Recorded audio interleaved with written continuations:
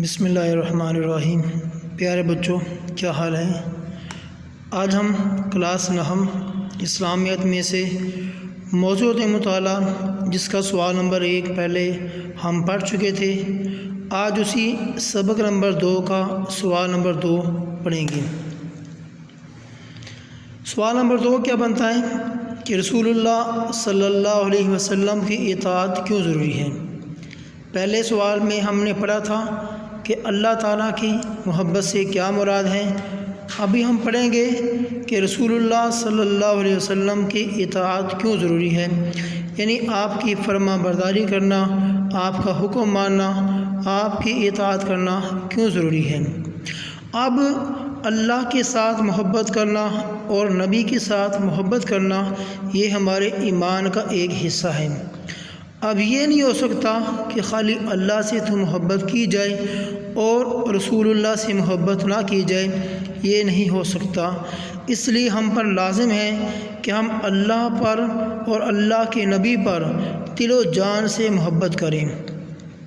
آپ صلی اللہ علیہ وسلم کی محبت سے مراد آپ کی اطاعت کی جائے، آپ کی سنت پر عمل کیا جائے، آپ صلی اللہ علیہ وسلم کو اپنے آباء و اولاد اور تمام لوگوں سے زیادہ محبوب جانا جائے۔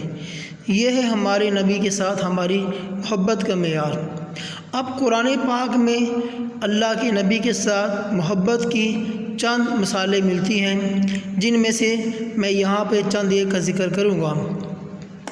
فرمایا، پیغمبر مومنوں پر ان کی جانوں سے زیادہ حق رکھتے ہیں۔ مطلب کہ ہماری جو اپنی جان ہے، ہمیں اپنی جان سے زیادہ محبت ہمارے نبی کے ساتھ ہونی چاہیے۔ اب یہ کیا ہے؟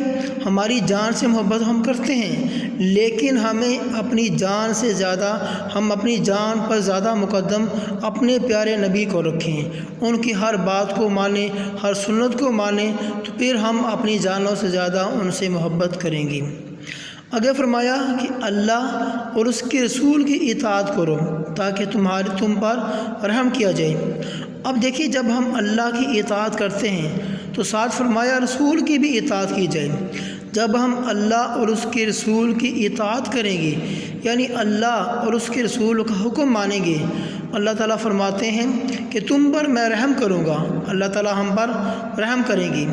اگر فرمایا اللہ اور اس کے رسول کی اطاعت کرو، یعنی اللہ اور اس کے رسول کا حکم مانو اور اپنے اعمال ضائع نہ کرو، یعنی اگر ہم اللہ اور اس کے رسول کی نافرمانی کریں گے اور ہم نیک اعمال بھی کرتے رہیں تو فرمایا اس طرح ہمارے اعمال ضائع ہو سکتے ہیں، لیکن ہمیں اپنے اعمال کا ثواب، اپنے اعمال کا فائدہ نہیں مل سکتا۔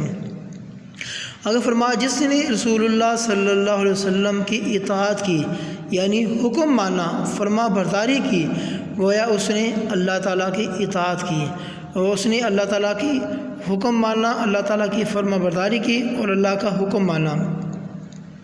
اب دیکھیں کہ یہ تو تھے قرآن کے اندر کچھ باتیں، کچھ مثالیں، یہ تو بہت تھوڑی سی ہیں، میں نے ویسے تو بہت زیادہ ہیں۔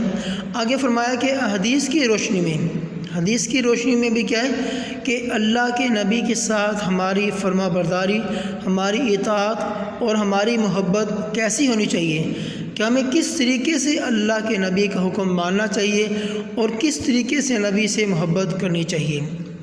فرمایا جس نے میری سنت سے محبت کی، یہ خود ہمارے نبی، ہمارے پیارے نبی حضرت محمد مصطفیٰ صلی اللہ علیہ وسلم اپنی زبان مبارک سے فرما رہے ہیں، جس نے میری سنت سے محبت کی، گویا اس نے مجھ سے محبت کی، اور جس نے مجھ سے محبت کی وہ جنت میں میرے ساتھ ہوگا۔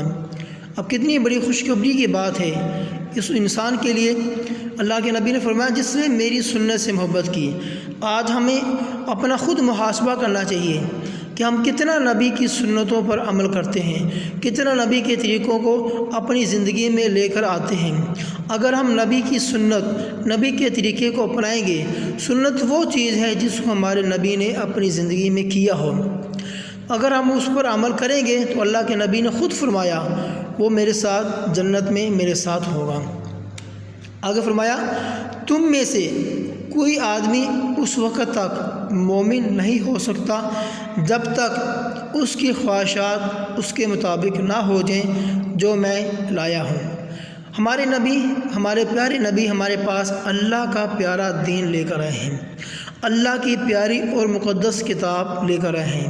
فرمایا کہ ہماری جو خواہشات ہیں، ہماری خواہشات اپنی مرضی کے مطابق نہ ہوں، بلکہ ہم اپنی خواہشات کو اس کے مطابق جو ہمارے نبی لے کر آئے ہیں ان کے مطابق ہم گزاریں گے، اپنی خواہشات کو ان کے تابع کر دیں گے تو فرمایا ہماری محبت نبی کے ساتھ سچی اور پوری اور کامل محبت ہو جائے گی۔ اب یہ نہیں ہو سکتا کہ ہم اللہ سے محبت بھی کرتے رہوں، اللہ کے نبی سے محبت بھی کرتے ہوں اور قرآن پر عمل بھی رکھتے ہوں اور نبی کی نافرمانی بھی کرتے ہوں، نبی کے حکم کے خلاف بھی چلتی ہوں۔ ہماری خواہشات ہمیشہ اللہ اور اللہ کے نبی کے حکم کے مطابق ہونی چاہیے، ان کے مخالف ہماری خواہشات نہ ہوں۔ آگے اللہ کے نبی نے فرمایا، لوگو میں تمہارے درمیان دو چیزیں چھوڑ کے جا رہا ہوں، اگر تم ان کو تھامے رکھو گے، ان کو پکڑے رکھو گے تو تم میرے بعد کبھی بھی گمراہ نہ ہوگے۔ وہ کون سی دو چیزیں ہیں؟ ایک کتاب اللہ، دوسری میری سنت۔ اب فرمایا کہ جو کتاب اللہ ہے یہ ہمارے نبی ہمارے پاس لائے تھے اور اللہ نے اپنے پیاری کتاب اپنے پیارے محبوب کو عطا فرمائی۔ اب یہ کتاب اللہ کے نبی نے ہم تک پہنچا دی، اب اس پر عمل کرنا، اس سے محبت کرنا، اس کے تمام حکموں کو ماننا ہماری ذمہ داری ہے۔ اللہ کے نبی نے فرمایا کہ اگر تم کتاب اللہ اور میری سنت کو اپنی زندگی کا حصہ بنا لو گے تو تم دنیا میں کبھی بھی گمراہ یا کبھی بھی ناکام نہیں ہوگے۔ اگر تم ان دونوں سے منہ پھیر لو گے، ان دونوں کو ٹھکرا دو گے، تم دنیا میں بھی ذلیل ہو جاؤ گے اور آخرت میں بھی ذلیل ہو جاؤ گے۔ یہی وجہ ہے آج ہم مسلمان اس قرآن اور اس حدیث سے دور ہیں تو دنیا کے اندر ذلت ہمارا مقدر یا ہماری رسوائی بن چکی ہے۔ اللہ تعالیٰ سے دعا ہے کہ اللہ تعالیٰ ہمیں کتاب اللہ اور سنت رسول اللہ کو صحیح طریقے سے سن کر اس کو پر عمل کر کے اپنی زندگی کو قرآن حدیث کے مطابق ہمیں گزارنے کی توفیق عطا فرمائے۔